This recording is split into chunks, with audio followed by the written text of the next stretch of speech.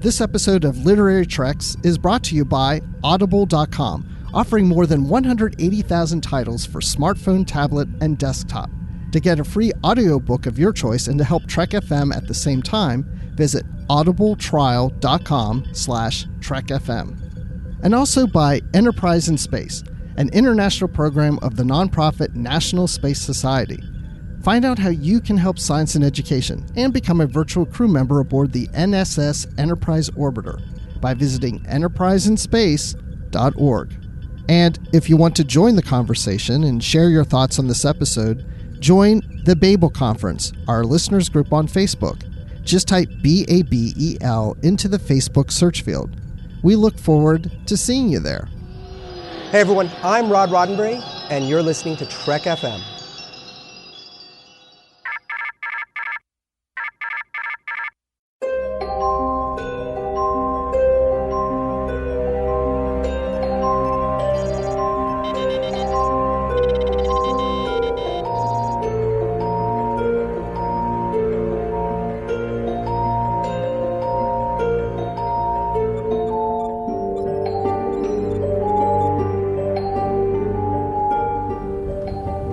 Are you taking all these books?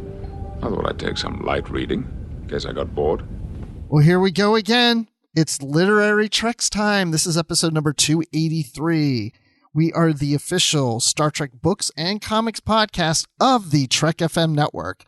And I am Bruce Gibson. Thank you for joining us again. And if you're new, welcome. I think you're going to enjoy the show. And with me, as he always is, Dan Gunther. Hey, how's it going? It feels I needed like applause and cheering there. That was, man, I feel like I should run through some tape or something and just like with my arms waving or something. Have you done races, running races? Oh, not in a long time.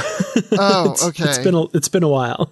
Well, good for you. I don't know. I did a 5K once. And it was just a few years ago. I think I ran like at one point. But I walked. It was a walking thing. I walked it. Yeah, the ones I did were all like, charity fundraiser type things. Yeah. And I remember one time, and I think it was 5K as well, and I ran the whole time once. And I was so proud of myself. But most of the time there was intermittent walking, yes. So, no lie, sometimes when I'm reading books for this show, I do it on a treadmill. I'm not running, I'm walking. But I do it on a treadmill. I can actually read and walk on the treadmill. I like it. It works for me. Nice. That's a great idea. I would love to be able to just walk around the neighborhood reading, but that's very dangerous. So I don't do that. Oh, will you be running into things and walking into the street? Yeah, I don't want to be one of those videos that goes viral, some traffic cam showing me like walking into a fountain or something. And that's when the crowd laughs. There it cheering is. You on, The thunderous applause, not quite how I pictured it. Well, okay, we're not going to be walking as we do this show, so we've got several things to mention. Star Trek Discovery Aftermath number 2, that comic series, it's going to be 3 issues, that has just released recently. So if you haven't picked it up, because on a future episode, we are going to review in the feature all 3 issues of Aftermath and review it as it's one big story. So check that out. I haven't read it yet. I do have it in front of me, but I haven't read it. I read the first one, but I haven't got around to the second one yet. And Dan, I know you didn't read the first one last time we talked, so I'm assuming you haven't read either one yet. I've read the first one now. Oh, okay. I haven't read the second one yet. Okay. And so far, so good? Or? So far, so good. I don't want to, I want to save my thoughts for that episode. But yeah, no, so far, so good. I've been enjoying the Discovery comics, and this one's up there too, so. Excellent. And then we also have Star Trek The Motion Picture, the 40th anniversary novelization that is releasing October 1st. October 1st is a big day. Not just because of that. Yeah. Not just because of that. Do you know what else is happening that day, Dan? Oh, man. October 1st. It's the first day of the month. Isn't that exciting? That is very exciting. It's not like Mexican Independence Day or something like that, I don't think. Gosh, I'm at a loss. I don't know. I can't think of anything significant that happened that day. It's your birthday. Aww. Just so you know. Thank you. Now, are you going to be celebrating your 40th anniversary? Not yet. Not yet. Close. Getting close. Getting close, unfortunately. But yeah, not yet. Okay. Well, then after your birthday comes my birthday on that Saturday. And then the next week after that, October 8th, we get The Next Generation Collateral Damage. That releases by David Mack. I'm very excited for that one. I saw on his Facebook, he has his author copies in hand, and that cover just looks so gorgeous. I love that design. I can't wait to get my hands on that. Oh, yeah. I made a comment on his post. I said, gimme, gimme, gimme. I would love to get a big box of all the same novel for something. I don't know why. I just think that would be cool. I wouldn't read them all because it's all the same, but it just would be cool to me. I don't know. That would be very cool. Absolutely. Okay, so we just told you what is out or what's coming out soon, so we want that on the radar because all these things we're mentioning, we're going to review on a future episode here, like in the next few weeks or so. So those are coming. But, we're going to give you a quick review of something that just recently came out, and that's Star Trek Year 5, Number 6, that comic. So let's take a look at this. We've reviewed all the other ones, the previous 5. Now we want to do number 6 here. And I get a funny feeling, maybe, just maybe, Dan's going to sing for us. I don't know. We'll find out. Because that's been the tradition here lately. I don't know. I think we've tortured the listeners enough. Uh-oh. Well, we'll see. So writer Jody Houser did this one, and this picks up where we left off in the last issue, where we have this Tholian that it's a little kid Tholian that's on the Enterprise and is in Uhura's cabin. She's in his quarters, and she's trying to help communicate with it. And all of a sudden, there's a breakthrough, and they're talking standard to each other. And she doesn't know really why this is starting to happen, but at least it is happening. And she's like, what thing didn't you do, Bright Eyes? And he says, not hurt ship. Because there's something going on in the ship where people are not hearing what people are actually saying. They're hearing something different, and that's causing fights. And so it's almost implied that the Tholian's saying, whatever's going on here isn't my fault. And that's what she nicknames him is Bright Eyes. Bright Eyes, Dan. Bright Eyes. Just mentioning. Bright Eyes. Yep. You're not going to sing like the other times. Well, in this scene, Uhura is about to leave the quarters, and then she turns around. No? Okay. And I thought maybe I wouldn't be the only one to sing. Just throwing that out there. But, Yeah. No. I don't know. So anyway... I also think the Tholian is also saying that because in a couple issues previous, right, the Enterprise crew members accused him of doing something to the warp engines. So I thought he was saying that, or I thought they were saying that they didn't cause that damage as well. I could have been wrong. But that makes maybe more sense, because I was thinking, how does the Tholian know that there's something going on the ship and it's saying, it's not me, I'm not hurting anyone. That's how I took it. And I was like, how would he know about that? Yeah, well, we're very used to Star Trek episodes not bleeding into each other. They're all very self-contained, and this is very different. So it's kind of one of those things that was like, oh yeah, way back a few issues ago kind of thing.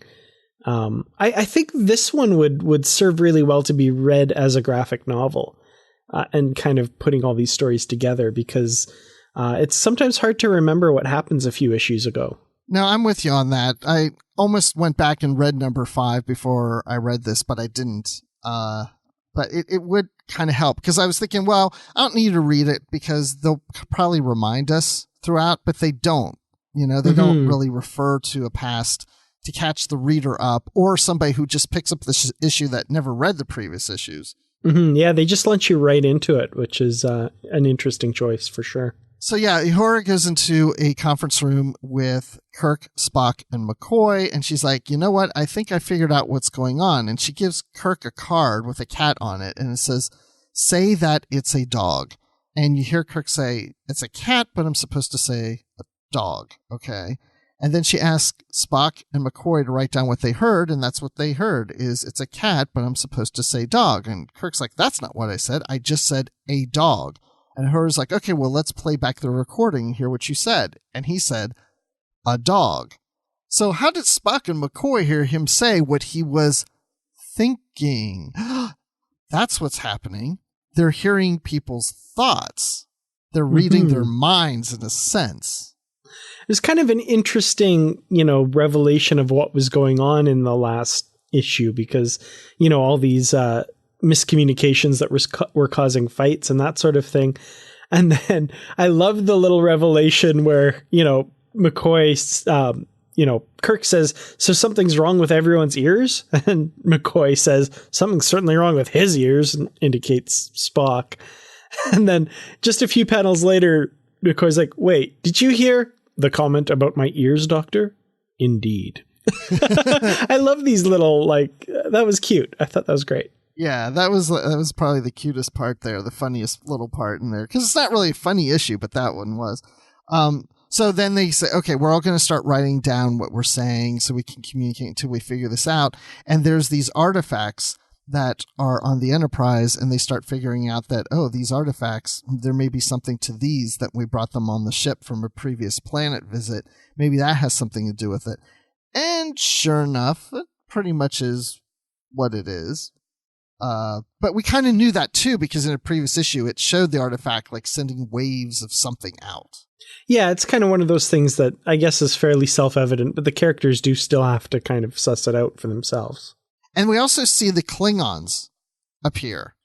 Yeah, because on the cover of the book, right, we see that there's this huge fleet of Klingon ships. So obviously there's going to be tons of Klingons and lots of ships and this big, huge fleet that the Enterprise has to face down, right? No. Oh, wait. No, there's just the one ship. Just the one ship. I feel like I was cheated out of a whole bunch of Klingons, but that's okay. That's not a huge deal. Well, maybe they're there and they're just cloaked and we just don't know it. But then you'll get all the canon people saying they didn't have cloaking devices then, but they did in Discovery. So they do actually whatever. That's so confusing. Well, that leads me to what I was going to say. When we see these Klingons on their bridge, they're bumpy head Klingons. They're not smooth head. And I was kind of surprised by that because, this is the year 5 and I'm thinking it's trying to look like the last season of Star Trek, the original series. And so I'm surprised we saw Klingons with the bumpy heads and, the clothing or whatever that the bumpy head, the armor or whatever that they wear. Yeah, I thought it was definitely an interesting touch because we know from Enterprise, who did the story of how the smooth-headed Klingons came to be, that they're not all smooth-headed. There are bumpy-headed Klingons still out there. We just didn't see them much in the original series. So it's definitely an interesting choice to have them be the ship that they come across here. Also, I got to say the design of the ship's really interesting.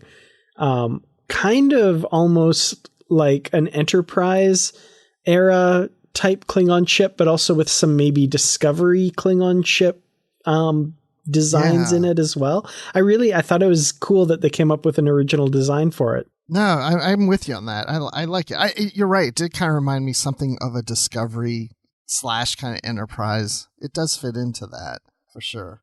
And then, of course, we start to realize that even the Klingons, they're starting to not understand each other because the one Klingon says to the captain, the longer they talk, the more you prove you are unworthy of your seat. And he's like, you dare question my worthiness? I said nothing of the sort. You are as mad as they are. And Kirk's like, uh-oh, it's spilling over there to you guys. And Kirk kind of does this, I want to say almost bluff, but not quite a bluff, just kind of putting it in terms that the Klingons would more easily understand and be willing to go along with, that, these artifacts have put a curse on his ship. These ghosts have risen from this planet and, they're affecting the Klingons as well. So let us go on our way and get rid of these and that sort of thing, which I thought was, I don't know if it was strictly necessary, but I thought it was an interesting tactic for him to take. I also like before they communicate with the Klingons, they were worrying, oh no, they may hear what we're thinking. And then Kirk's like, well, you know what? That's what Klingon, they don't even worry, what they say and what they just say what they're thinking. They just, so, hey, this might actually work to our advantage. They might like us. they might like us even better now. Yeah, that Klingon in your faceness, I guess. So basically, they figure it's the artifacts. They're putting them on the planet that they got them from, and things are starting to wear off. But we still have Bright Eyes, and so that's going to lead us into the next issue, and we're still dealing with Bright Eyes. Dan, Bright Eyes. Did I say it? Bright Eyes. Yep, Bright Eyes. Yeah. Yeah, still not going to sing. Okay. This is quite a turnaround for you. That's all I have to say. Oh yeah.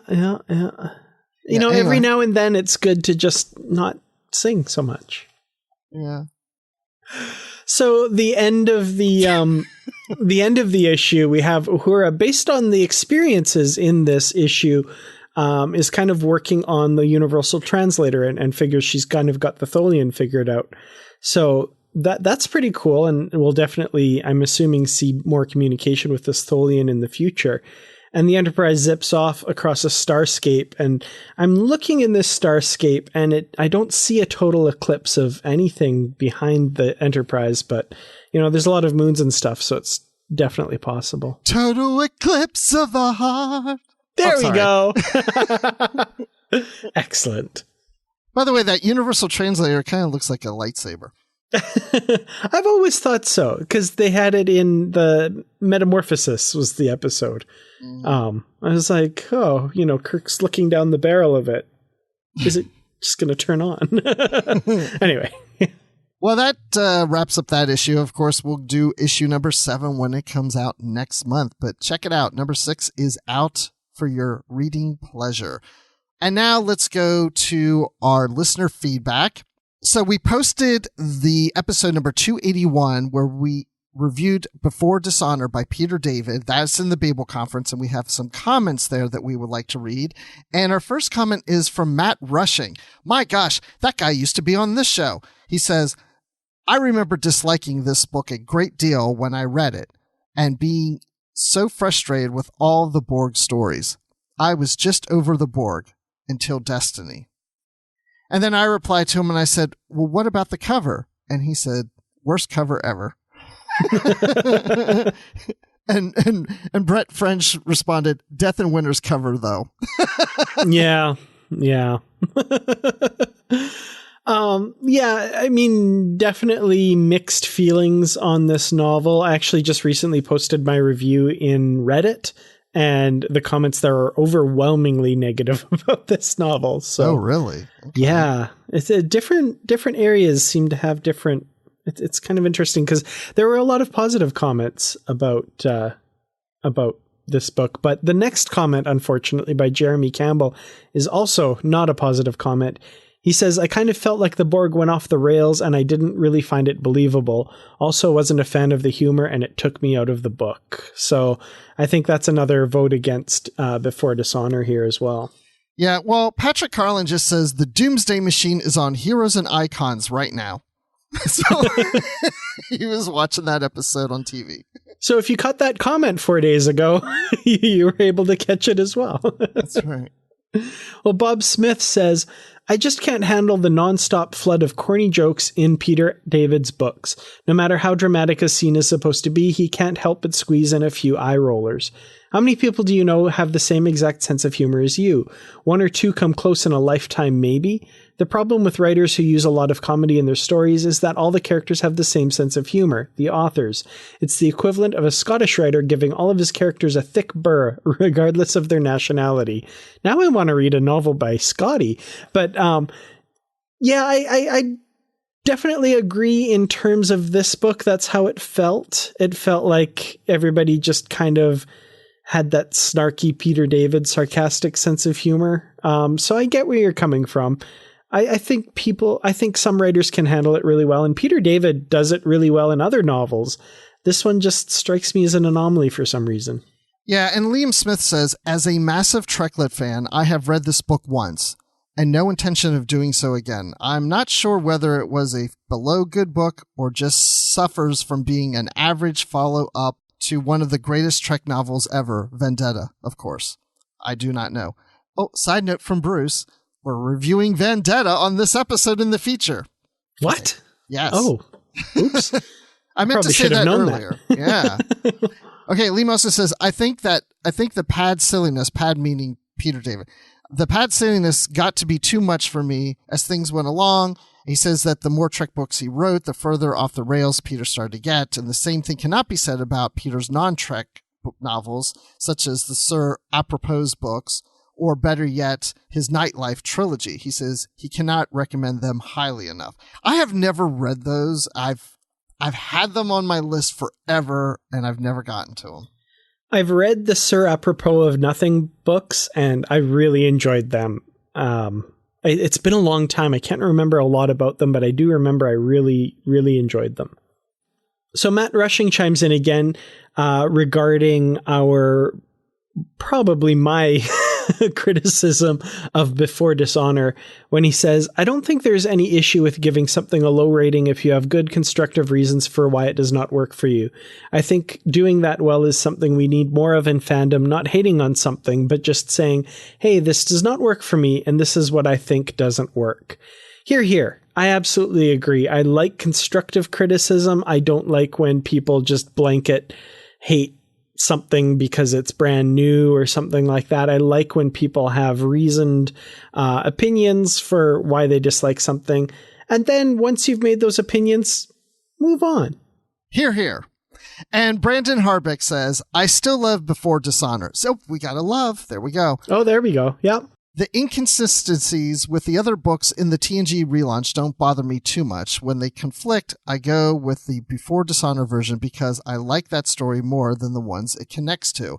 A big part of why I like this book is that Peter David loves writing Picard, Q, Worf, the Borg, Spock, and Seven, and they always come across as amazing in his works. Since I share a soft spot for all of them, too, I don't mind this. Well, good, Brandon. I'm glad to hear that we have a positive review on Before Dishonor. And it's like Dan was saying, there's negatives out there, and then there's people that love it. I mean, it's just, it's like what we're saying, even if you don't like something, as long as it's constructive criticism and it works for you or doesn't work for you, that's cool. Definitely. Well, another in the positive column, I think, is Justin Ozer's comment. He says, I hadn't read this one before, although I have read Destiny, but I did really enjoy it. I liked the continuing evolution of the Borg here, the Doomsday Machine / Vendetta connections, the scenes with Seven and Spock, and really most of the novel. The two things I did have issues with were the mutiny and the big spoiler thing that happens toward the end. Overall, though, like Bruce, I found myself wanting to keep going to the next page and the next chapter because I was enjoying it a lot. Interestingly, when I posted about this novel in 3 Trek books and comics groups on Facebook, most of the comments were positive about the novel, with only a few being negative. I think there are more fans of this novel than it might seem. I'd give it 4 out of 5 indestructible Starfleet Command bunkers. All right. Yeah, exactly. It's like there was things in there that just didn't fit right to me or work, but at the same time, I kept going. And by the way, just so anybody, if you're wondering like how I score things, if I score anything at like a 2 out of 5 or 1 out of 5, that typically is if I'm saying it's a book that I had a hard time getting through. Like I just didn't want to keep going. So that's why I had to give this one at least a 3. I don't remember what I gave it, but because I did want to keep reading it. So anyway, Oztrekkie says, great impersonation of Khan. Reading my comment out, Dan Gunther. Yes, Dan, I thought you did a great job. Not only can you sing, you do good impersonations of Khan. Oh, well, you have a low bar, but thank you. Oztrekkie says, I know the action was a little bit comic booky and some of the characterizations were a little off, but I loved the over-the-top action. I read this in 2 sittings over 1 weekend. I couldn't put it down. See, there you go.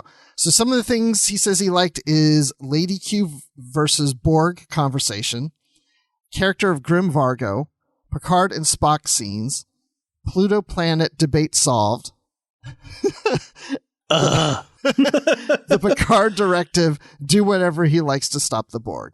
And he gives it 3.5 standard Borg starships. Excellent. Well, Kay Frick says, I think this may be the only Peter David book that I have read, and I wasn't impressed with it. The Pluto scene was my favorite, and the only part of the book that I have read more than once. It has been a few years since I read it, but I remember having many of the same thoughts you have about it. Some scenes were great, but some scenes were very annoying. Grim Vargo was probably my favorite character in the book. As I listened to your conversation, I wonder if this was written during an editor change, and if Peter David was frustrated enough by it to want this to be his last Trek novel. He may be best at writing standalone books, and he might have been very uncomfortable with the more writer's room-like continuity of the post-Nemesis series. Well, I don't know. It's kind of hard to, after the fact, know exactly his motivations and stuff, but personally, I think it felt like he wasn't as into this as he was his other books, but I might be totally wrong about that as well. Well, it'll be interesting what we have to say when we get to Vendetta later here in the feature. Interesting.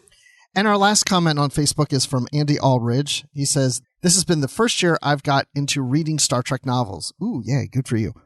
"I'm a lifetime Trek fan, but apart from reading a couple of Trek film novelizations, I've never read Star Trek books. So far this year, I've read 29 Trek novels and now getting through one a week." Oh my gosh, Andy, you're making me cry. I decided to read the post-Nemesis novels in order and only recently discovered your excellent podcast, and to my delight found you were doing the same for me. I'm going through the post-Nemesis books this year. Yay! That's what we were kind of hoping for. Awesome. That people would be like, "Oh, wait a second, they're rereading them just like I am." I very much agree with Bruce's concluding thoughts about the book. Far from perfect, but a lot of fun, and I read the book so quickly because I couldn't put it down and kept on wanting to read the next chapter. I was not like this with Resistance. I also had the same thoughts about the cover, thinking it was Jerry Ryan with headphones on, basically the worst Trek cover I've seen.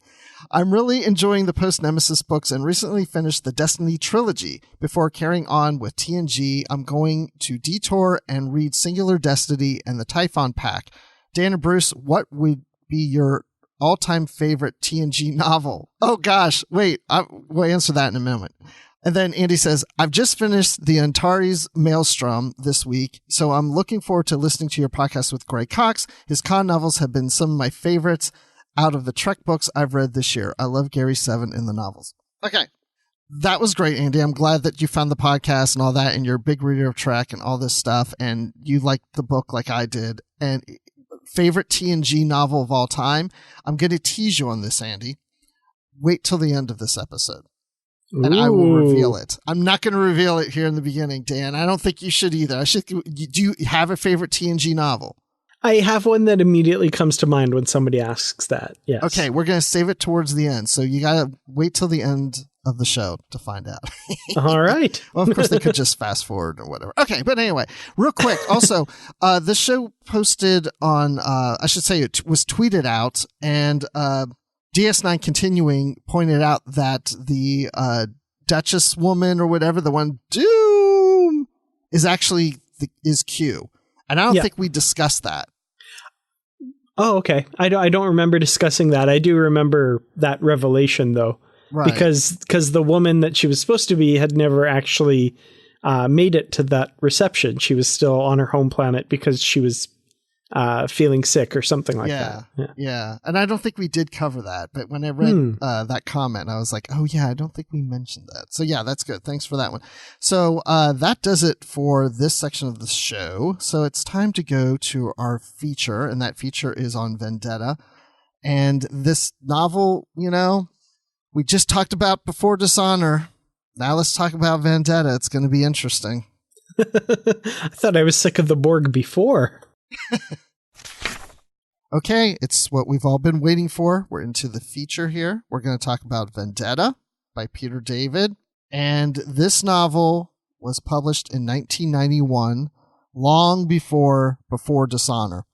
And the reason we chose to do this novel at this point is for a couple of reasons. One, mainly, is because when we read Before Dishonor on episode 281, there's a lot of references to Vendetta. So Before Dishonor is almost practically a sequel to the Vendetta novel.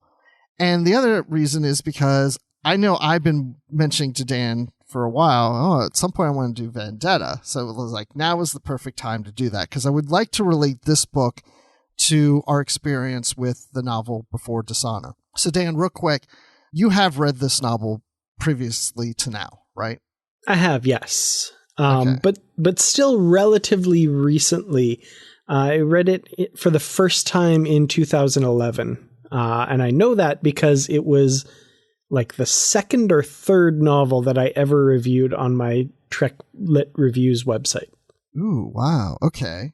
I don't know if I've read that review. I probably did. I just don't remember. So I read this novel shortly after it came out. I have the paperback here in my hand right now that says Vendetta, the giant novel. This is back in the day. And the funny thing is, this is exactly 400 pages. But yeah, back in the day, the novels, if they ran like over 300 pages, were called giant novels. And that's like about the length of a typical Star Trek novel today. So they're all giants.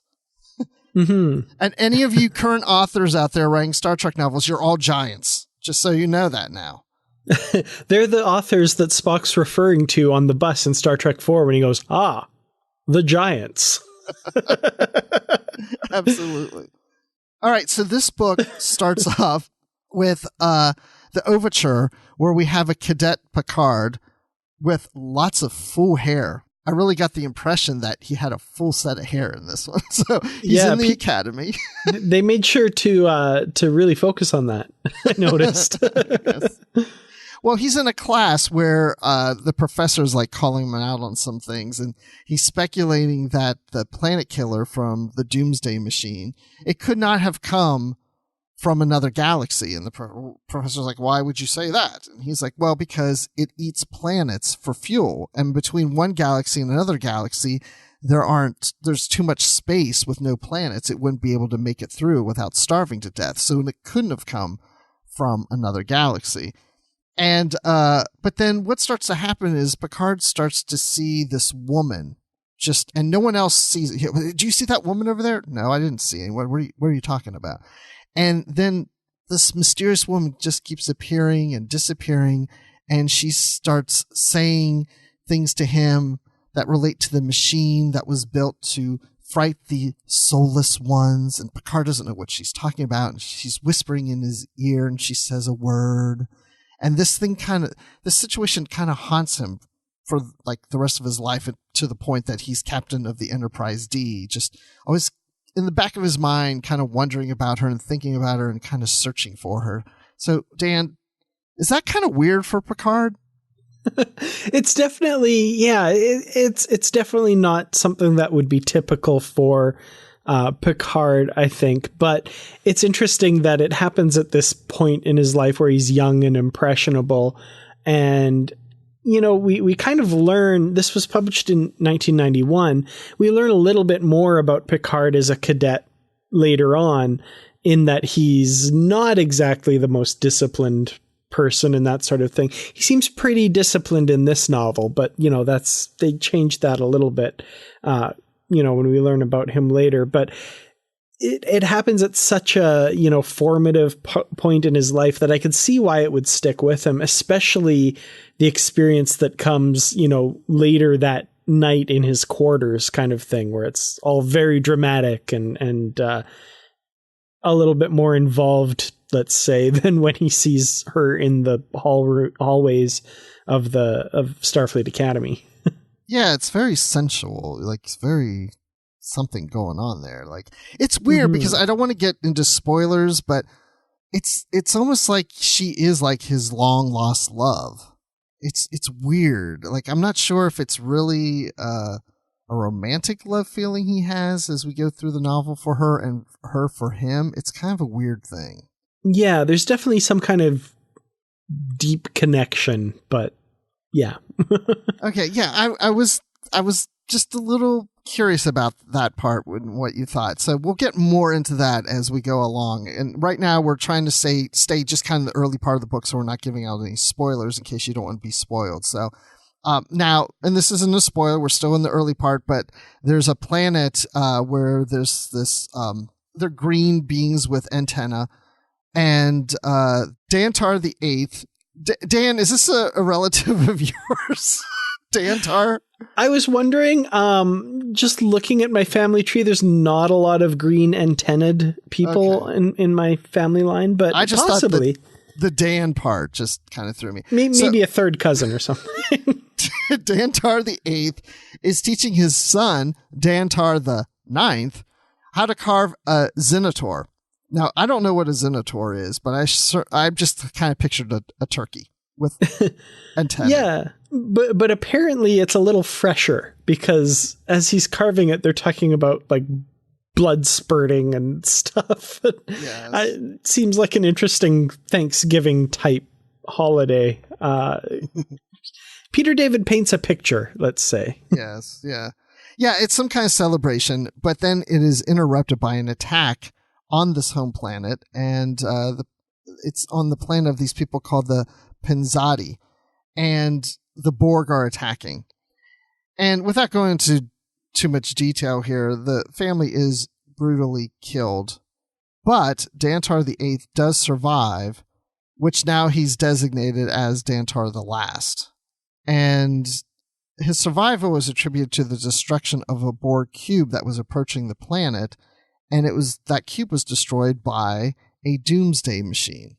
Now, this is the start to Act 1, and I thought at this point of the book, I mean, it's very disturbing.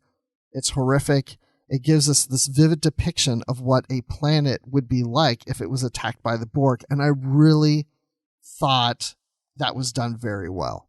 Mm-hmm. Yeah, I agree entirely. There's one thing I noticed at the start of the book. Peter David has kind of a foreword where he talks about how, this book's going to be a little dark because it deals with the Borg and that sort of thing. And I thought that was very apropos. And he strikes a good tone here. Like there's a little bit of the comedic stuff, a little bit of the flourish that Peter David puts on things, the little slight bit of absurdist stuff, but it's handled very maturely. And yeah, it's presented as horrific and disturbing and very dark and entirely appropriate for what's happening, I think. Yeah, because it starts off with this family and, they're having dinner and the father's teaching the son how to carve, and it's just kind of a nice, family situation. And then this attack starts to happen on the planet, and people are running scared, and the Borg are beaming down, and they're just starting to appear here and there, and they're just like killing and attacking, and this just goes on for a while, and then a Borg, drone walks into the home and starts, kills the son and all the family members and stuff. I mean, it's just the kind of thing that we never see in Star Trek with the Borg. It's always the Borg coming to a ship, and it boards the ship or whatever, or the crew boards the ship of the Borg cube and gets assimilated. But we never really see just, how a society is just being attacked by these Borg and they don't even know what they are. And it's just, I really thought it was very horrific.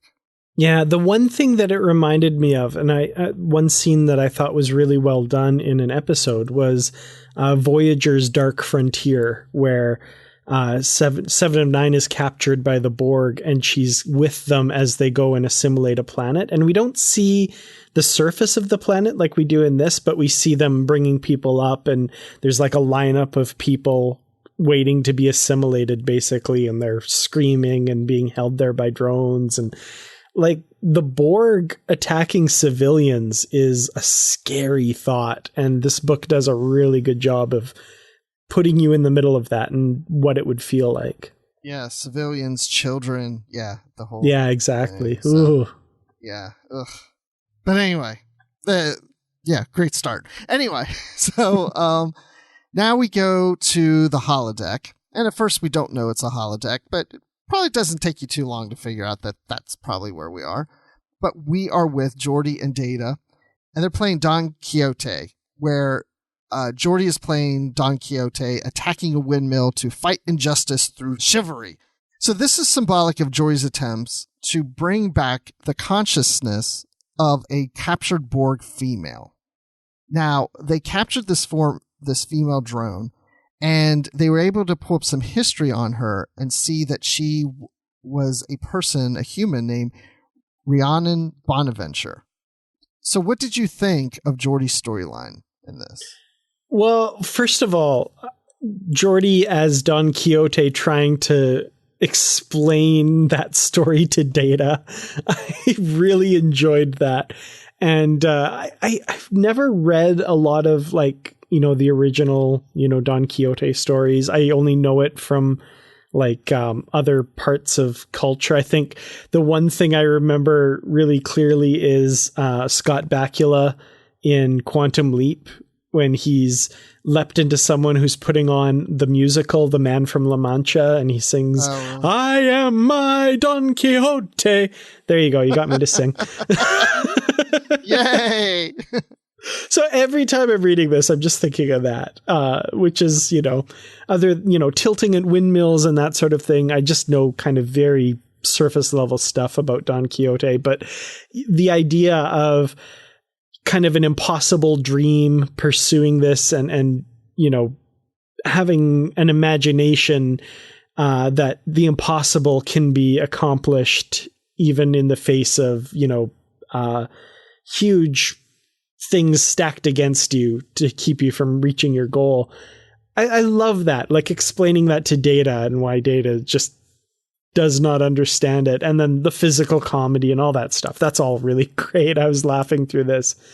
But yeah, you can tell very early on that it's going to be a metaphor for what Geordi's going through and what other characters in this book are going through as well. We'll talk about that when we get into the spoilery side of things, but this is definitely a theme that's going to resonate through the whole novel for Geordi, like you said, and for other characters as well. So I like when they do things like that, and sometimes they beat you over the head with it's the metaphor, people, but I like that it's got that through line that kind of ties it all together. Yeah, I'm with you on that. At first I throughout this novel, there's times I feel Geordi just seems a little out of character to me. And I'm saying that now, and we're going to start now, move towards spoilers, spoiler light right now as we kind of get into it. So this is your warning. I'm not going to give anything away right now, but this scene was fun. It played out well. And I agree about the metaphor and what happens later, but there was just times where I was reading Geordi and it just didn't sound right. I had a hard time really picturing Geordi. There's times it worked and there's times it didn't work so much for me. Yeah, I feel like that if I have one problem with this novel, that it's that, and it happens with Geordi and a few other characters, I would argue, in the novel as well.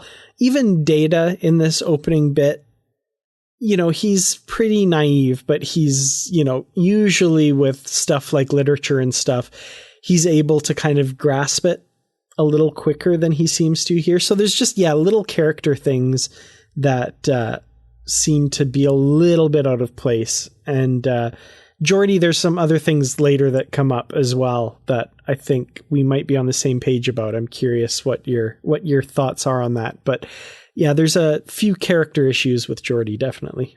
Okay. And I kept thinking, well, this is kind of younger Geordi. We've read so much TNG that takes place post Nemesis, and I'm like, okay, well, maybe I need to think of Geordi as being younger. I don't know, But that said, we're still, into season 4, possibly season 5. I can't remember the start. Yeah, we're into season 4 into this. When this season 4 for sure, because Wesley has left, and all this stuff. So like the latter half of season 4 for sure.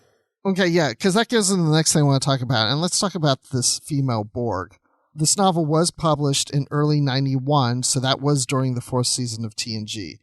So Peter David, the author, was told that there are no such things as female Borg. But that's what he had written into the book. And he argued with somebody named Richard Arnold. Yeah. Anyway, he argued with Richard Arnold about this.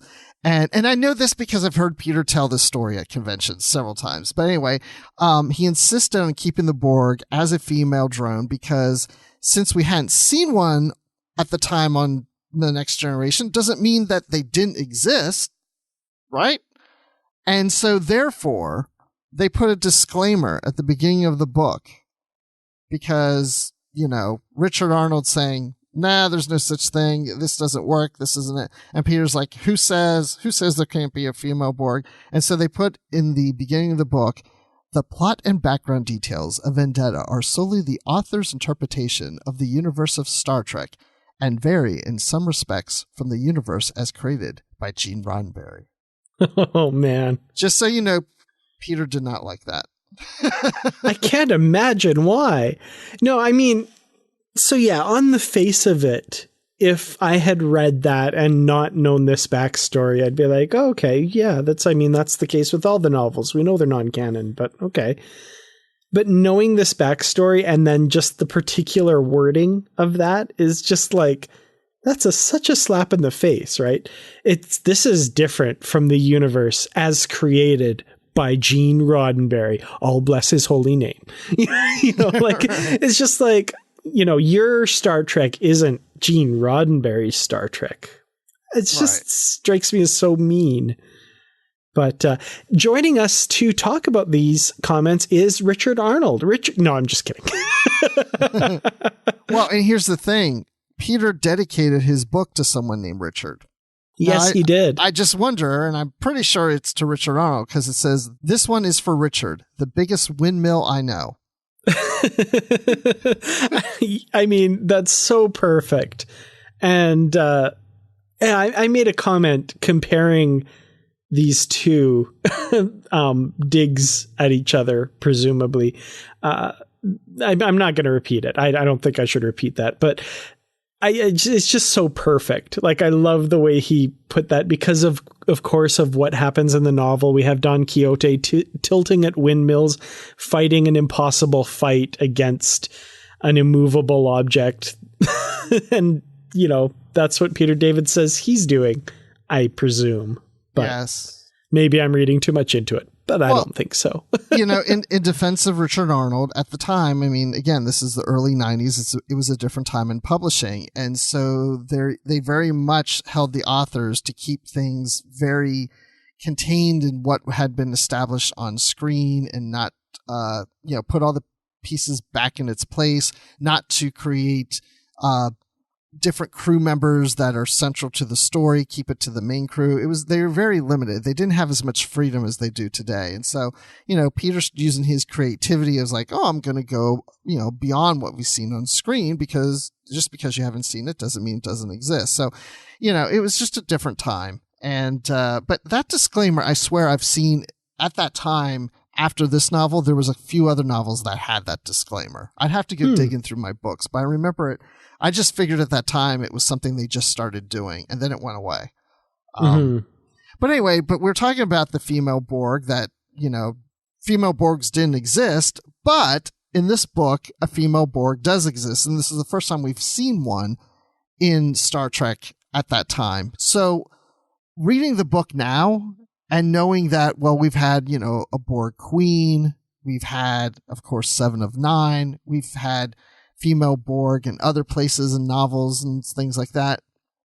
I really thought in a lot of ways this character is similar to 7 of 9, but yet kind of goes in a different direction of where 7 of 9 could have gone. Yeah, definitely. I definitely, of course, see that in retrospect since 7 of 9 has come on the scene. I also saw some parallels with Hugh, especially with the interest that Geordi takes in this drone's development. And again, goes in a very different direction than what happened with Hugh as well. Yeah, that's a good point too. Yeah, about Hugh, because that episode hadn't come out yet by the time this novel was published. So, okay, so let's just talk about another type of Borg that we never saw on screen. I don't know if Peter got any pushback on this either, but we have a Ferengi that is a Borg. We've never seen a Ferengi to this day as a Borg drone on screen. Or have we? Yeah, there had never been a Ferengi Borg, I don't believe, that we've seen on screen. We do know that the Borg have encountered the Ferengi because I think 7 of 9 gives the Ferengi a species number, like, species 6241 or whatever. But yeah, we've never seen a Ferengi Borg. Interestingly enough, the Borg give him a new designation. He's Vastator of Borg, which, like Picard, they gave him Locutus of Borg, and that's Latin for speaker or representative or something like that. Vastator is Latin as well, oddly enough. I don't know why they would use Latin for a Ferengi. But a vastator is one who devastates or lays waste. So that's where the word devastator or devastate comes from. That's cool. Yeah. Did you have to look that up, or did you already know that? I knew it meant something in Latin, but I did have to look it up. I took Latin in high school. The only thing I remember is ubi o ubi est meus sub ubi, and it means where is my underwear. Huh. I only know nolita est bastardis carborundorum. What is that? Don't let the bastards grind you down. It's kind of fake Latin, though. It's not. Yeah. Oh, anyway. Sounds like something a Ferengi would say. I only know that, and I know all the Star Trek titles that are in Latin. There you go. Well, okay, so this Ferengi Borg, Damon Terrain, I remember reading this book years ago, and I remember that there was a Ferengi that was a Borg like a Locutus. But he didn't play as big a role as I remembered. He's not in here all that much. Yeah, I remember reading this and thinking that he played a much bigger role than he did in here as well. That's interesting, because it's just something that sticks out. And then our brains have this weird way of like emphasizing things that we remember and casting them in bigger roles. And I remember thinking, it's late in the novel that he shows up again. And you're like, oh yeah, where's he been? Yeah. And he really doesn't do a whole lot. I mean, not as much as I thought. Like, yeah, I'm just remembering that there was a lot more involved with him, but there wasn't. So, yeah, it's interesting we both had that impression. Yeah. And then we have the captain of the USS Chekhov, and this is Morgan Korsmo. And he was a friend of Picard's. Well, he was a rival of Picard's at the Academy. And but they get along now, they get along fine, but it is clear that there's some jealousy here from Korsmo with Picard's success. And it really starts to affect his judgment as a captain in this, especially in a critical moment. He orders the crew to fire on the Enterprise. What is up with that? So yeah, this is something, and it builds over the course of the novel. We've got the Enterprise chasing down, the Borg and the Doomsday weapon, but we've also got Korsmo on the Chekhov, who has some psychological issues, and I'm hoping there's a counselor aboard his ship as well, because I guess the Chekhov was late getting to Wolf 359 and couldn't make a difference, so he didn't take part there. And in the back of his mind is like, oh, if we were there, we could have made a difference or something like that. And the fact that Picard was the one to overcome the Borg by giving Data the sleep command to shut the Borg down. He's, Picard saved the day again. And so he's got these like jealousy issues. And for a lot of the novel, he's very hard-headed and isn't flexible at all. And, Starfleet has said we have to stop the planet killer. Even if it means helping the Borg destroy it, we're going to stop the planet killer, which is crazy. It's a weapon that can destroy the Borg. Like, you're nuts. Let's just help the Borg out. Okay. And in this big climactic fight between the planet killer and the Borg, the Enterprise starts firing on the Borg, which, goes against what Korsmo thinks is what they have to do. So he orders his tactical officer to fire on the Enterprise, and everyone's really shocked, and the tactical officer fires phasers and misses and says, oops. And Korsmo says, fire again. He fires again and misses again and goes, geez, Captain, I don't know sorry, I can't. And that's when he kind of comes to his senses finally and realizes how far he's gone. But I remember reading this the first time thinking, this captain is nuts, and how the heck is he still in command at this point? But he has some issues. Yeah, he does. He didn't come across too much nuts to me, because I kept trying in my head to think, well, I guess I get tired of, Picard's such a great captain, and usually when it comes to other captains, they all kind of suck, I was trying to redeem him as it was going along, and he does come to his senses, of course, like you mentioned. One thing I thought was kind of interesting as I'm started the chapter where they introduce the Chekhov and this character, they slowly get to the introduction of his name. And they mentioned that this is an Excelsior class starship. Okay, but in my mind I thought, and then they said Shelby, and I was like, wait, did they say Excelsior starship or Excalibur starship? Ah. You know? And I thought, and then they kept saying about her and the captain, but they never said the captain's name right away. And I was like, wait, it's too early to be Mackenzie Calhoun. And those books didn't come out till later. And I was like, did Peter plant the seed of New Frontier in this book? Which now reading, no, he didn't. But Shelby is the first officer on the ship. And it's interesting because he uses Shelby so much in the New Frontier novels that I didn't feel like he portrayed Shelby the way he does in those novels. Like she wasn't as Shelby-like in here. Like Shelby's kind of just, at least in the New Frontier novels, seems very authoritative and really standing up for herself and fighting everybody. I felt she was kind of taking more of a back seat with Korsmo more than I thought she should. I thought she would have been like, sir, you cannot be doing this, because that's how she was with Calhoun. Yeah, it's definitely, I think fitting a little bit. It's earlier in her career. She's still kind of a go-get-'em officer, but she's, just coming off of Best of Both Worlds and that sort of thing. I would have actually liked her to be written with a little bit more teeth than we got here. Yeah. I kept kind of waiting for it to pay off. Like, why was she included in the novel? And I guess it kind of pays off a few times because she's the Borg expert and Korsmo really is not. So, Korsmo, says, we'll do this. And Shelby's like, no, that won't work against the Borg. They'll completely overwhelm you. And he's like, nah, not this ship. You'll see. And Shelby's the expert, right? So she knows how formidable the Borg are. So, she was used that way, but I would have liked to see her brought more into the story than she was, just based on the big role she played in Best of Both Worlds.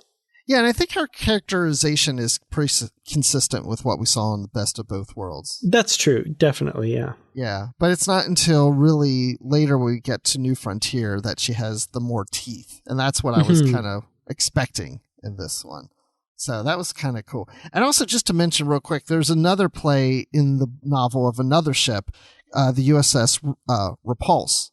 And Pulaski is the medical officer on that ship. So we get a little Pulaski in this book, and we even have an exchange towards the end of the book with Pulaski and Crusher. Pulaski's visiting the Enterprise briefly. Yeah, that was kind of cool. And that's one thing I like that Peter David is doing continuity-wise here, because the Repulse was the ship that Pulaski transferred from at the start of season 2. And so I guess she goes back to that ship after season 2, which is, that's kind of cool. Yeah, they must have really missed her. Yeah, it sounds like it, right? Okay, so now there's a character in here that is referred to in Before Dishonor. And when we were reading Before Dishonor, I was thinking, oh yeah, I kind of remember this character. So I was glad we went back to this book. And that is Delcara. And she is that mystery woman we were talking about earlier here in the show that was in the overture with Picard in Starfleet Academy as a cadet. So she is, I don't know if I'll pronounce this right, but Shigin. And her people were killed by the Borg, and then she went on to live with Guinan and the Elorians. Delcara is now piloting a larger planet-killing Doomsday Machine to defeat the Borg. This is her vendetta, is to destroy the Borg because the Borg destroyed her people. And she found the planet killer basically through that exchange with Picard when he said that the planet killer couldn't have come from another universe, and this was kind of a clue to her of where she could maybe go find this so that she could take this machine that's like 10 times bigger than the Doomsday Machine we see in the TOS, and she's going to head towards Borg space, kill any Borg in her way, and get to Borg space and kill them all. And in order to do so, it's got to eat planets. So she'll try to eat planets with, that are uninhabitable, but if it gets to a point that they have to eat one with some people on it, well, it will. And that's where things get just like a little crazy and she's a little nutty. But Picard loves her. He loves her. Yep. Oh, but here's the funny thing. She's introduced, Guinan knows who she is, of course, because she lived with Guinan and her people. And Guinan says, she's my sister. And that's how one of the chapter ends. And it's like, oh my gosh, Guinan has a sister. And then later it's like, well, she's not like a sister, she's like part of my people. So she's like a sister to me. It does feel like they had a close familial relationship, like maybe her family adopted her kind of thing. So it's a little closer, but yeah, they're not blood sisters. Yeah, they're like Spock Burnham. Brother, sister. Yeah. That's a good way to look at it. Except Sarek didn't raise Guinan and Dakara. No, but still, like, this really falls into the category of, like, they should rename the Enterprise the USS Coincidence, right? Because, like, everybody knows everybody. Yeah, that's crazy.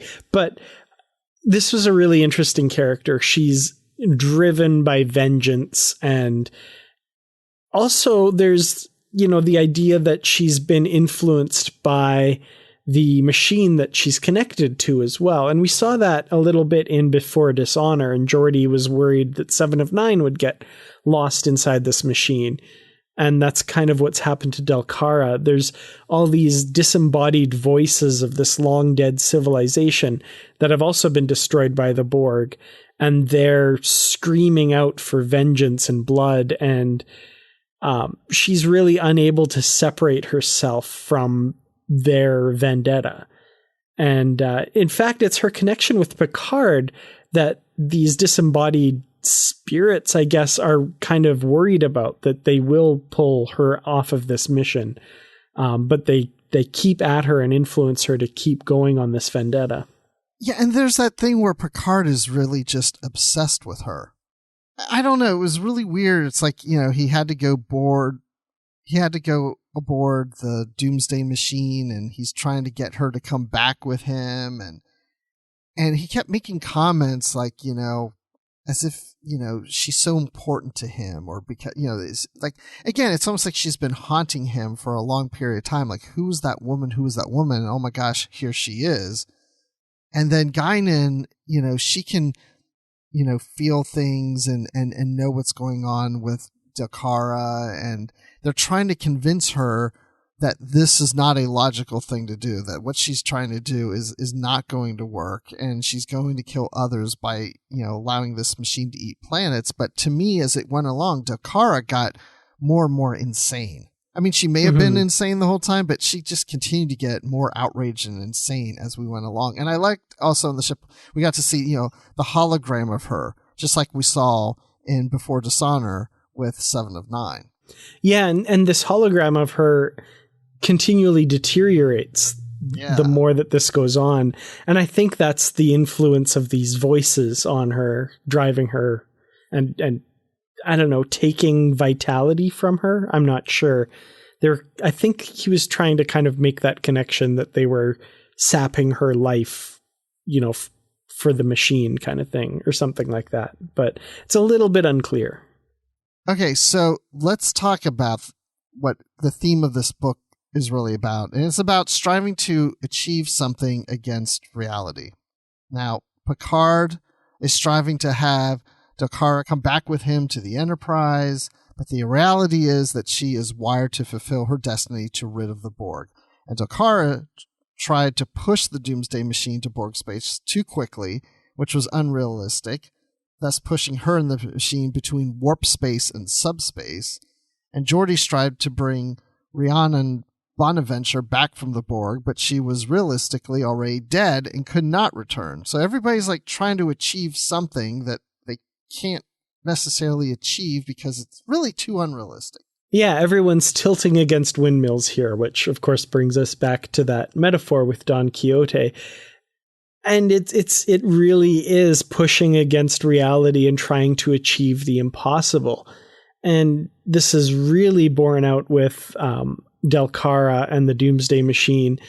And the finale here, where she, pushes and pushes and pushes the speed of this ship to beyond anything we've ever seen, at least until Voyager's threshold, closer and closer and closer to warp 10, and gets to infinite speed. I love that metaphor that they used where that paradox where you travel half the distance to something for infinity and you never quite reach it. Yeah. I thought that was a really cool metaphor.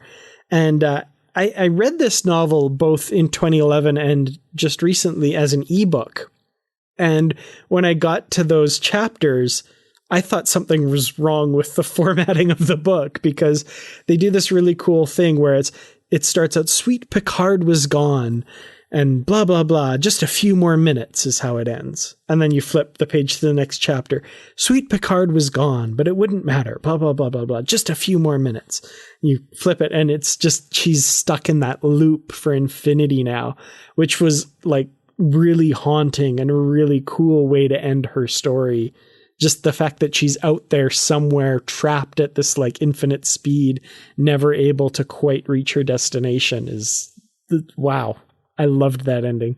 Yeah, and chapter 30 is the very last chapter, and it's one page. On page 400, it says, "The universe was an infinity of maybes. She held her breath. The pain was gone. Just a few more minutes. Just a few more minutes. Just a few more minutes. Just a few..." And it just keeps going. A few more minutes. Yeah, I love that kind of stuff. That's cool. Mm-hmm. Very, very cool. And so getting back to that theme, though, of course, Geordi and his impossible dream to bring Rhiannon back, which proves to be completely impossible. She's gone. Thankfully, when Star Trek kind of revisits this idea later with 7 of 9, it has a very different outcome, thankfully. But in this case, with their level of technology and with how far gone she was, there's just no bringing her back, it looks like. So another impossible dream, another windmill to be tilted at.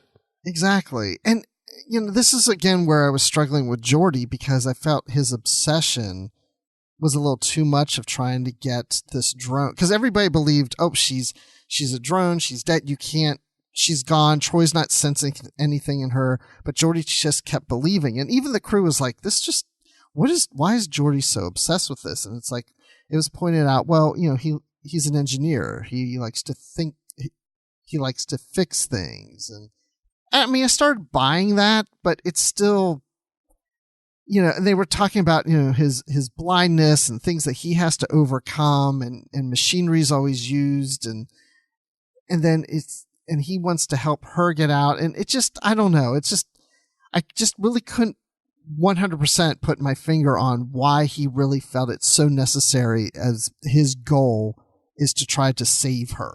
The one thing that I kind of appreciated that Peter David tried to do was kind of link Geordi's blindness and use of the visor to seeing what Rhiannon was going through as just a handicap to be overcome. Right. I thought that was interesting, although it's not something we've seen Geordi really struggle with before. It seemed kind of odd that it was focused on, but at the same time, I kind of liked that connection was made. But yeah, it does feel out of character, because it's not his kind of obsession seems out of character. And this kind of goes to what I was saying before, where a lot of just little things about the characters just don't quite work for me. Geordi's obsession, for one thing, but also like Dr. Crusher's unwillingness at first to let Geordi even try. Yes. That didn't feel right either. Yeah. And then Peter David, the way he writes Worf always bugs me a little bit. It works a little bit better in this novel, because Worf's kind of earlier version of Worf is more like this, but he always just comes across as kind of like an oafish brute who has to fight his way out of everything, and his first response is to shoot at something or to hit it. When he did that in Before Dishonor, that really bugged me, because Worf is so much more than that by that point. Here it works a little better, but it's still just a little bit too one note. I would have liked a little bit more nuance to his character. I kept noticing that anytime there was something happening on the Enterprise, it would then say, and then Worf shows up. And Worf takes his, command as a security officer. It's like, oh, and then they're in the transport room. Something happens. And then Worf shows up. It's like, but all these stories are about Worf, as you always say. Absolutely. Star Trek is the story of Worf. That's right. Exactly. That's why he's going to show up in Star Trek Picard. Probably, yeah. And I agree with you that some things about the characters fell a little off. Picard was feeling a little off to me, with his obsession. It was a little too much for me. I would think that Picard would be a little more logical as opposed to, he seemed too emotionally driven at times. But yeah, even Troy, when she says she couldn't sense anything in the drone, Troy worked okay for me with that. But yeah, I felt like all the crew was just like, come on, Geordi, she's dead. Don't even try. Like, they weren't even going to try. Even though they went through this with Picard when he was the cutest, and even Geordi pointed that out. And they're just like, oh, but she's long gone. Troy doesn't sense anything, so we're not even going to try. And Crusher's just like, give it up. And Picard's like, well, if you really believe it, just go ahead and, you're in charge, Geordi. But it was good. The scenes with her were good. I liked how her character started to come around, and everything that she was interested in, anything she responded to, was a reflection of going back to Borg, not wanting to become human. So when she sees something mechanical, that interests her. When she lost an arm, and the jealousy of Dantar the Last attacking her and that sort of thing, and she loses an arm in a conflict with him in 10 Forward. They put a fake arm on her and, a metal arm, and she's she starts to smile or whatever. And she's looking at it because, it's like a way of going back to the Borg, that machinery. That I thought was interesting.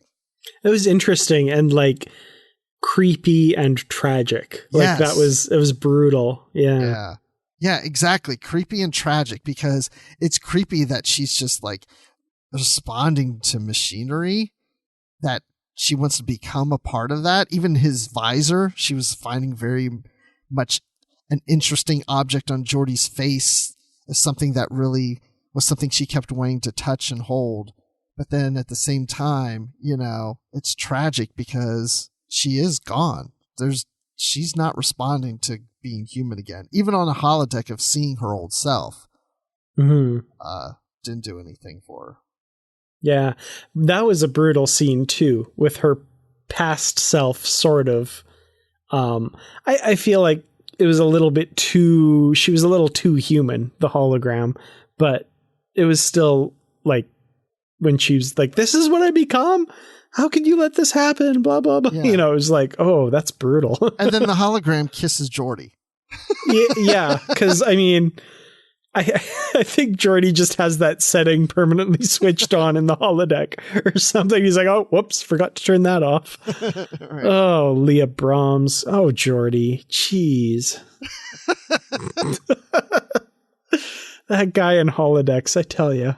Okay, so now let's get to, that's basically the whole novel. We've touched on a lot of things, but now let's talk about how this relates to Before Dishonor. Again, this book came out years and years before Dishonor came out, and in some ways this is now a prequel to that novel. So I would just say my thoughts are I enjoy this novel a lot more than Before Dishonor. If anything, Vendetta made Before Dishonor almost knock down a half star for me now, because this book I thought was so much better than Before Dishonor. But you know what I'm saying? I don't know. What do you think between these two books? I absolutely agree. Before Dishonor is not my favorite novel, as I'm sure everyone will remember. This one is close to being one of my favorite novels. It just goes to show you, Peter David at his best writes incredibly and puts together a really great story. This is one of the great Star Trek The Next Generation novels. And it's crazy to read it right after Before Dishonor and to juxtapose those two. And Before Dishonor is left really wanting after having read this one. There's just, I don't know if it's just the overall tone. There's a more heavy feeling in this novel, the more weight is given to what's going on. There's not as much jokiness and levity that while I like Peter David's sense of humor usually, it was just dialed up to 11 in Before Dishonor, and it was really inappropriate, I think. In this novel, the tone is struck just perfectly. I feel like the tone is darker in this. I also feel that there is more detail in this. I think there's more realistic portrayals of things in this. Mm-hmm. When Before Dishonor, there was a lot of things where I'm like, I don't see that happening. No, that's kind of wacky, or that's kind of weird. I'm not even talking about the humor, just the story plot. It's just some of the scenes and what was happening. It just didn't fit right. And it's so interesting how I'm with you. Like, this is probably one of the better TNG novels out there, but yet the same author writes another one that's one of the worst. I'm not saying the worst, but one of the, lower end of TNG novels, in my opinion. Even though I still enjoy Before Dishonor, I will say it was a page turner for me, but it just, I don't want to say this, but kind of sloppy. Agreed. Absolutely agreed on all counts with that. Okay, so that being said, what are our final thoughts, Dan, on Vendetta? Well, I have to say, this discussion has brought up a lot of the issues that I had with this novel, and it sounds like I had a lot, but when it really comes down to it, as I just said, I think this is one of the great Star Trek The Next Generation novels. As a follow-up to The Best of Both Worlds, I think it succeeds in showing a new side of the Borg, but at the same time keeping them menacing, which is something that a lot of later appearances by the Borg had trouble doing. In Voyager, the Borg seem to get watered down until they're not that threatening anymore. Here, they're a huge threat.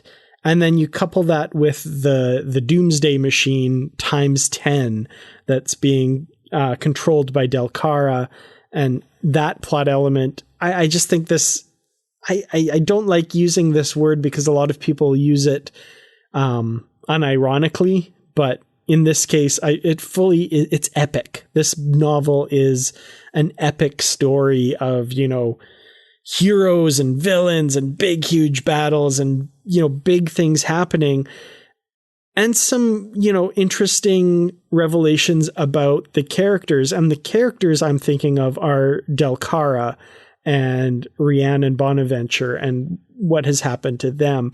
Our main characters, I feel like some of their characterizations are mishandled a little bit, but that doesn't take away a lot from how good the story is. So yeah, this is definitely up there, and I think that I would have to give it 4.5 carved Zinators out of 5. Interesting that you said 4.5 out of 5. Because I'm sitting here thinking about that as being my score, but I'm not. I'm going to go ahead and give it what I originally thought I would give it, and that's 5 out of 5 Windmills. Nice. I do kind of gravitate towards a 4.5, and the reason is for a lot of the reasons you said, especially like the characterizations of these characters. But when I think about when this book was written, and it was published midway through the 4th season. So probably it was written, somewhere near the beginning of the 4th season.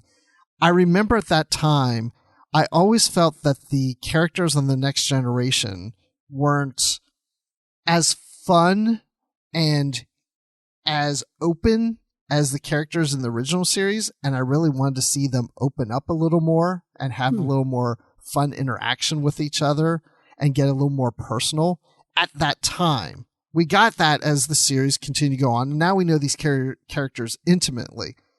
But this book, to me, really brought out the characters more.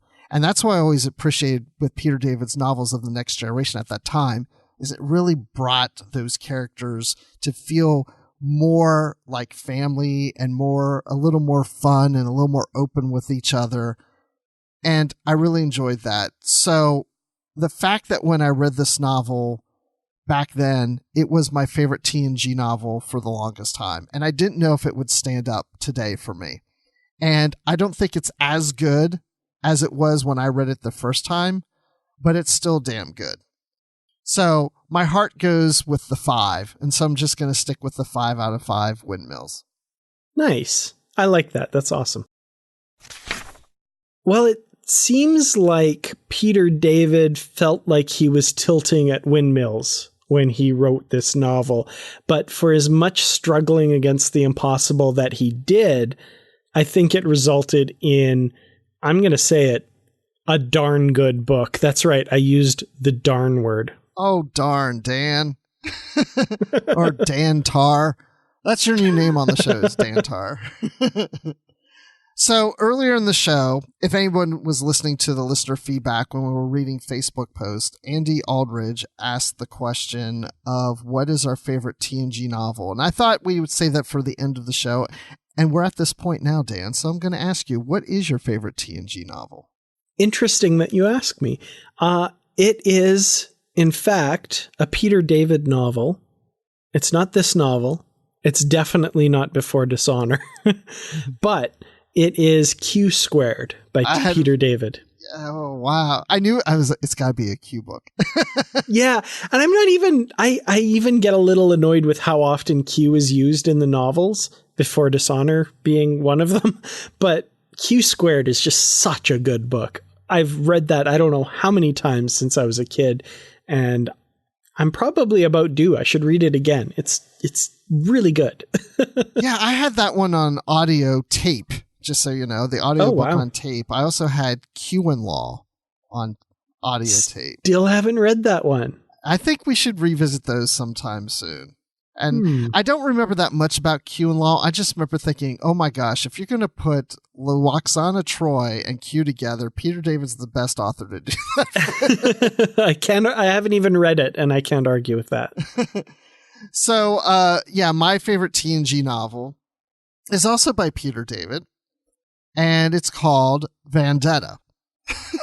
I kind of figured that's where we were going with this, but yeah, it's good to hear you say it. And that's why I'm glad that Andy asked the question, that it came up on this episode, because it's like, well, we're going to tackle this. But I honestly think if I sat down and just looked through every TNG novel I've ever read, which is whatever, a couple hundred probably at this point, and if I could remember what I thought of each one of them, maybe Vendetta would not come up on top. But for the longest time, well, after I read Vendetta, so many TNG novels for at least a decade or so, I kept thinking Vendetta's still my favorite. Vendetta's still my favorite. But as of now, there's been a lot of good books that have come out since then. And especially like when we get to like the Destiny trilogy, I know that's not titled The Next Generation, but those I really like. I mean, there's some out there I really like that are probably even better than Vendetta. But again, Vendetta's close to my heart. So yeah, and I mean it's very deserving. I was really close to giving it 5 out of 5 as well, and 4.5. Yeah, it's a really good novel. So. Well, I think the 4.5 is good, and me giving it a 5 because if you average it, it really shows that it's near perfect. Mm-hmm. It's not perfect, but it's near perfect. It's pretty darn close, though. Yeah. Yeah. Oh, I used that darn word again. Oh, darn. Well, it's been fun talking about darn things today, but this isn't the only thing we've been discussing on the network, so here's a quick look at some of the other things you may have missed elsewhere on Trek FM. Previously on Trek.fm, Earl Grey. Okay, that's excellent. And it'll be interesting to see how we interpreted the topic, because I know I may have interpreted it maybe a little differently than others did. We'll see. Is this another time travel thing? No, I was going to say no time travel for me, as long as Jellicoe doesn't come into this. Sure. Okay, so we'll make that deal then. Awesome. I'm in. All right. Literary Treks. And, the stakes are really big. We'll get there, but, this Borg ship threatens Earth and all this kind of stuff. And it just feels like it's a lot of really comic booky, over-the-top stuff that doesn't quite fit right with the novel that came before it and the novel that came after it, if that makes sense. Primitive Culture, a look at history and culture through Star Trek.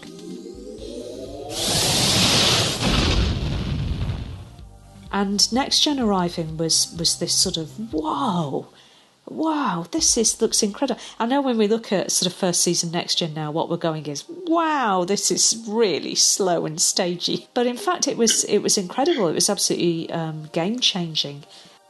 The Edge, a Star Trek Discovery podcast. Only because I was watching little bits of Emissary recently, is that he would see himself wearing that awful purple swimsuit and think, oh God, I can't wear that.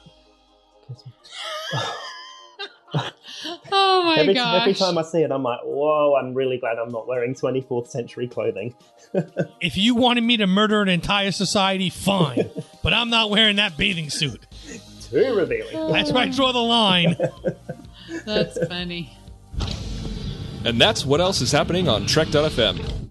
Check out all these shows and join the conversation about your favorite corner of the Star Trek universe and beyond. And you'll find us wherever you get your podcasts. If you're an Apple user, be sure to hit the subscribe button in Apple Podcasts on iPhone, iPad, or Apple TV, or the desktop iTunes app to get the latest episodes as soon as they're published. And we would love it if you would leave us a star rating and written review. We'd love to hear what you think about the show. If you're not an Apple user, though, we've got you covered as well. You can find our shows on Google Play Music, Stitcher, TuneIn, Spreaker, SoundCloud, Windows Phone, YouTube, in most third-party apps, and you can stream and download the MP3 file from our website or grab the RSS link. And we never mention it in the show here at the end, but I think we're also on Spotify. I have to double check, but I'm pretty sure we're on Spotify too. We'll have to add that in. But if you'd like to help us keep our shows coming to you each week, you can become a patron of the network on Patreon. Visit patreon.com/TrekFM. That's patreon.com/TrekFM to get all the details. Perks include early access to episodes, exclusive content. Hey, and speaking of exclusive content, we can make some. If anybody has a suggestion of a topic they'd like Dan and I to record as exclusive, we'll do it. Well, we'll consider doing it. I don't know. Within reason. Within reason. We're not going to do a musical. So also other perks are producer credits and more available through our special patrons website, Patron Zone. It requires a great deal of money to produce, host, and distribute these shows each month, and we really appreciate any support you can give us and hope you'll join the team. Again, you'll find all the details at patreon.com/TrekFM. We would love to hear your thoughts on today's show, and there are many ways for you to do that. The best place to join in the larger conversation is the Babel Conference. That's our listeners group on Facebook. Just type Babel, B-A-B-E-L, into the search field on Facebook, and it should come right up. Find the post for this episode and leave a comment, and we will read it in an upcoming episode. If you'd like to send us an email, you can use the form on our website at trek.fm/contact. Choose to send to a show and select Literary Treks, and that'll come right to us. You can also find the network on Twitter at TrekFM and on Facebook at facebook.com/TrekFM. Find us on our Goodreads group where we have bookshelves with all our previously covered novels, as well as currently reading sections, so you know what is coming up for future shows, plus great conversations happening about the books and comics. Just search for Literary Treks on Goodreads and click Join Group. And we'd like to thank Norman C. Lau, Ken Tripp, Greg Rosier, Brandon Shane Mutala, Justin Ozer, and Jeffrey Harlan for their support of the Trek FM network and being associate producers for Literary Treks as well. And Dan, let me ask you something. When you're not whispering Vendetta into your fiance's ear, where can people find you? That's a dangerous game. I don't want to be doing that. But yeah, when I'm not doing that, you can find me on Twitter. I'm at Kertrats. That's Kertrats. You can also find me on youtube.com/Kertrats Productions, where I'm talking about Star Trek most weeks. You can also find me on facebook.com/Kertrats Productions. I have a website at treklit.com where I review Star Trek novels, both old and new. And you can find me in the Babel Conference as well. Now, Bruce, when you're not stabbing at windmills with a huge lance and getting stuck and being pulled around a huge windmill while Data watches, where can we find you? That was so weird. I was laughing out loud at that. I loved that. I don't even think they identified yet it was Geordi until he was spinning around in the windmill. Yeah, it was somewhere I can't remember, but oh man, that was ridiculous. Well, you can find me in the windmill on Twitter at Admiral_Rex. You can find me here on the network with Brandy Chicola doing Live from the Edge, which is a live show the night after the premiere of a Discovery episode. And you can find me on the Star Wars Report talking about Star Wars. And of course, I'm always in the Babel Conference. So Dan, I just want to say happy early birthday. Oh, thank you. And to you as well. Very shortly following on from my birthday. We're both Libra. We're very balanced. So That's true. Yeah.